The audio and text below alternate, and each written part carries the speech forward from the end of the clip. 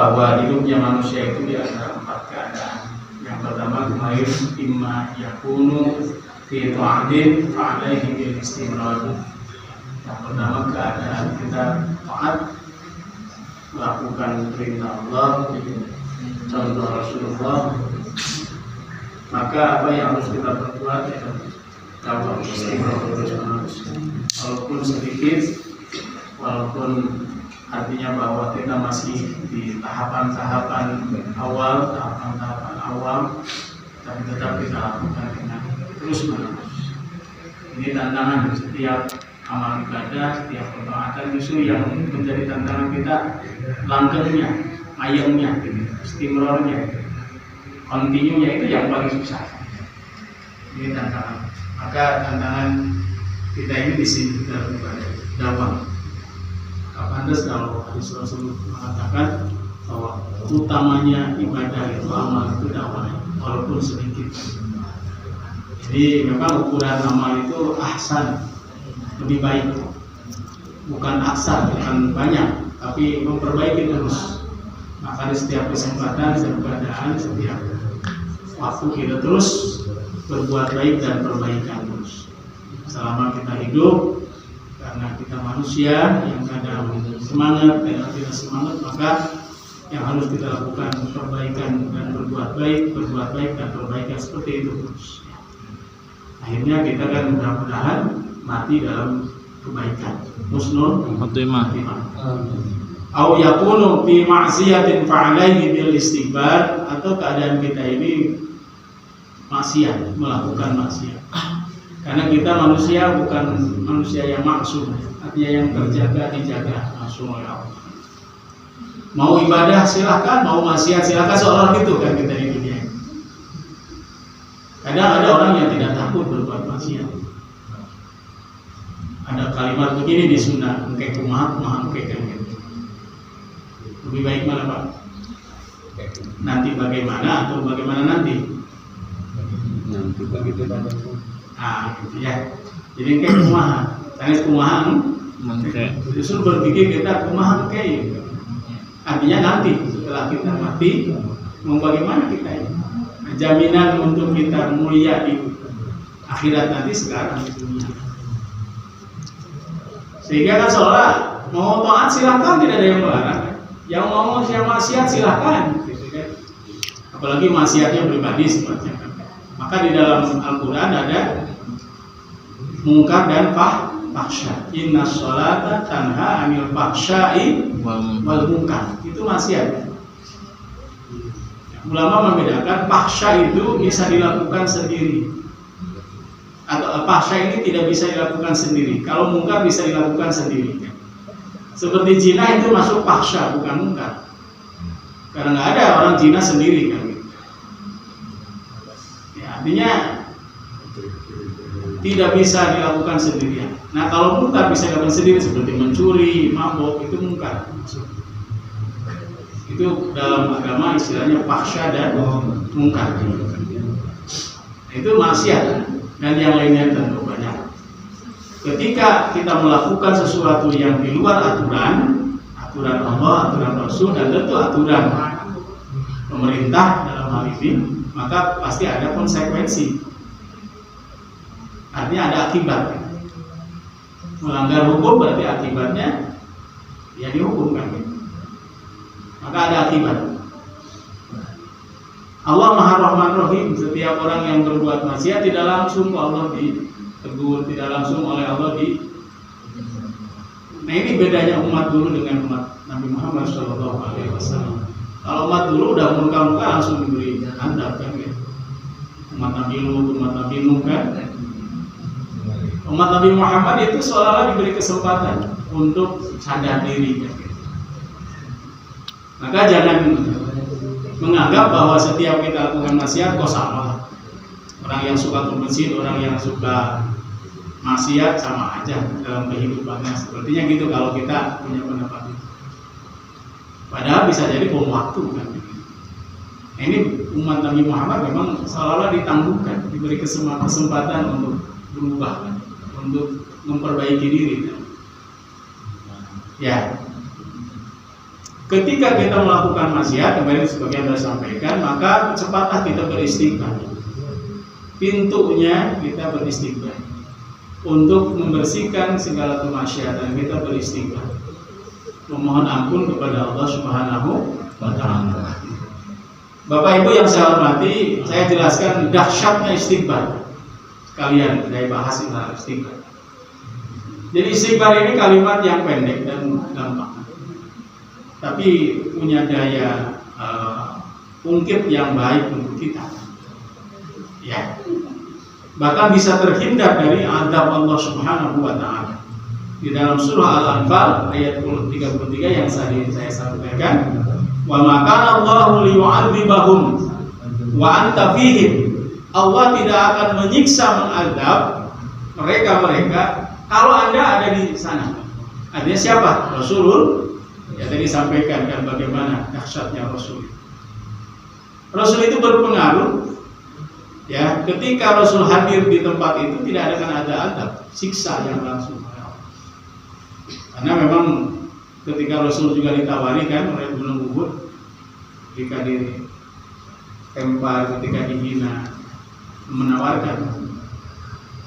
Justru Rasul menyampaikan, Allahumma hdi qaumi fa innahum la ya'lamun. Ya Allah, berilah petunjuk kaumku karena mereka belum tahu kan gitu.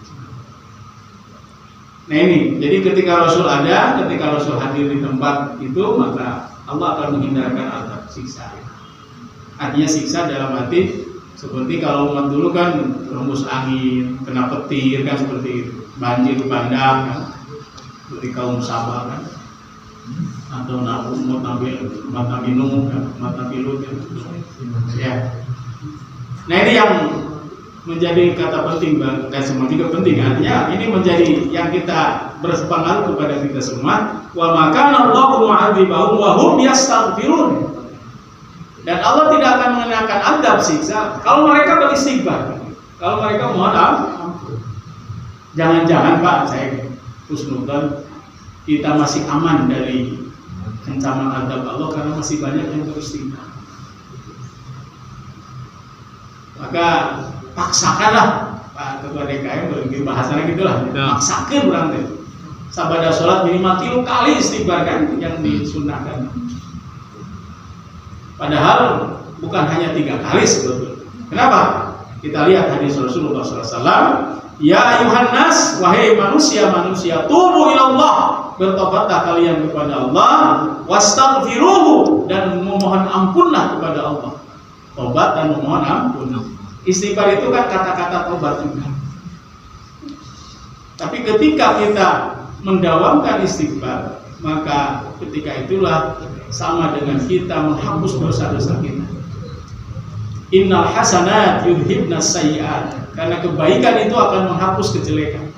Ketika kita bermaksiat, ketika kita berbuat dosa, maka supaya dosa itu oleh Allah dihapus, diterima tobat kita, maka insya Allah dihapus. Bagaimana Rasulullah ini atubu fil yaum mi'ata marrah. Karena aku dalam sehari ini bertobat kepada Allah 100 kali Rasulullah itu. Yang sudah dijamin Rasulullah memberi contoh kepada kita, menyatakan kepada kita semua ya sebagai umatnya, kalau kita ngaku umatnya gitu kan. Dan mudah-mudahan diakui umatnya. Ya. Ya karena kita malu pada kan kita ingin menjadi umat Rasul tapi kelakuan pada gajul kan gitu. Ngaku umat Nabi tapi kelakuan kiri dan kiri kan gitu. Kita malu sebetulnya. Setiap tahun diperingati Maulid Nabi tapi kelakuan akhirnya terus Nabi kan gitu. Ini kadang-kadang saya merasa malu diri sendiri, malu saya gitu. Tapi walaupun ya artinya malu, tapi tetap kita harus menjadi umat Rasulullah Sallallahu Alaihi Wasallam. Mudah-mudahan kita semua mendapat syafaat dari Rasulullah Sallallahu Alaihi Wasallam. Allah menyatakan dalam surat Fathur, liyaghfira lakallahu ma taqaddama min dzambihi wa ma ta'akhkhara. Allah mengampuni padamu. Siapa? Kepada Rasulullah. Ma taqaddama min dzambika. Dosa-dosa apa yang telah engkau lakukan. Wa ma ta'akhkhara, dan apa yang mendatang. Jadi Rasul sudah dijamin bersih dosa, clean dari dosa. Tapi ingat, Fa inni atubu fil yaumi mi'ata marrah. Aku bertobat sehari itu 100 kali. Artinya Rasul tidak kurang membaca istighfar 100 kali. Kita berapa kali, Pak? Yang belum ada jaminan, yang tidak dimaksud kan gitu. Malu kan gitu. Rasul beri contoh di hadis yang lain 70 kali. Ya, jadi Rasul memohon ampun kepada Allah 100 kali yang sudah dijamin yaghfirulaka Allahu ma taqaddama min dzambi wa ma ta'akhkhar. Ma taqaddama min dzambika wa ma ta'akhkhar. Masya Allah dahsyatnya. Artinya bahwa Rasul memberikan contoh kepada kita, kalau kita ada dalam maksiat, cepat bertobat, cepat istighfar. Ya. Ada hadis yang tentu untuk menarik kita supaya pandai, artinya supaya dawam istighfar. Man aksarul istighfar ja'ala Allahu min kulli hammin farajan wa min kulli dhaiqin makhrajan wa razaqahu min haitsu la yahtasib. Ini biasanya Pak DKM kalau ada istilahnya ributnya kita suka tertarik kayak gitu. Ya, tapi godaannya juga enggak banyak. Seperti tahajud itu maqamam mahmudah, akan ditempatkan di tempat yang terpuji. Tapi susahnya kan kita melakukan tahajud. Kalau sahur mah pada bangun ya. Pas waktu sahur gitu, karena memang tertarik dengan sahurnya. Karena memang harus sahur itu harus. Tasaharu fa inna fis sahur barokah. Bersahurlah kalian karena di sahur itu ada barokah, ada keberkahan. Maka mohon maaf, semakin kita lama melaksanakan ibadah sahur semakin malas gitu. Malas kadang buka, malas sahur karena udah adaptasi, udah biasa kan. Padahal sahur itu bukan kita besok kuat, bukan. Nah, disuruh datang sahur, disuruh kuat, bukan itunya. Tapi Rasul merintahkan tasahharu, bersahurlah. Walaupun dengan seteguk air, walaupun dengan 1 sendok nasi, sendok emok. Artinya bahwa bangunkan anak kita, bangunkan cucu kita untuk bersahur, walaupun hanya seteguk air kan ya. Karena ada berkah. Rasul merintahkan seperti itu. Ya suka malas ya Pak, udah lama kita sahur, udah biasa, malas ada kuat, udah adaptasi kan. Beda dengan awal-awal kan. Nah ini maka gangguan juga. Maka sengaja pahalanya semakin besar, godaannya juga semakin besar. Al-uzrah biqadril masaqat. Hari ini mah buruhan mah kumaha kacapean. Artinya kumaha kita giat-giat semangat. Itu. Jadi barang siapa orang yang banyak membaca istighfar, man aksara istighfar, siapa orang yang banyak beristighfar, ya, ja'alallahu min kulli hammin farajan. Allah akan menjadikan ya setiap dari kesusahan farajan, akan ada solusi. Kita ngalami kan nanti ada yang tobat, yang musibah, kesusahan gitu. Hidup ini kan ada fluktuatif, bunga susah. Biasa kan Pak? Nanti itu aya bunga naseur, aya bunga nang sakit, aya susah wae gitu kan. Tidak pernah tersenyum gitu. Kenapa sampai susah wae kan? Pada senyuman itu bagian dari syukur nikmat. Tersenyum. Tapi ulah senyum terus bahaya gitu kan. Kayak bisa dikatakan nanti cikleuh sana kan. Artinya bahwa kita manusia. Ada bunga, ada susah, ada bingung, bahkan wa min kulli dhaiqin makhraja, dari setiap kesumpakan, kerumpakan itu makhraja, akan ada solusi jalan keluarnya Pak. Ilau orang terbingung, susah istighfar, sing loba kan gitulah. Bahasa santri mah gitulah, bahasa banyak istighfar kan gitu. Bahkan wa razaqahu min haitsu la yahtasib. Nah, kita inginnya banyak rezeki ya Pak. Allah akan berikan rezeki dari yang tidak disangka-sangka Pak. Terusaha, artinya bukan terusaha, artinya tidak diperkirakan dari mana datang. Tidak tahu bahwa ternyata ada yang kita kasih. Hanya kadang-kadang kita menganggap rezeki itu uang, kekayaan, bukan sebetulnya kan rezeki. Bukan hanya itu. Kesehatan rezeki kan.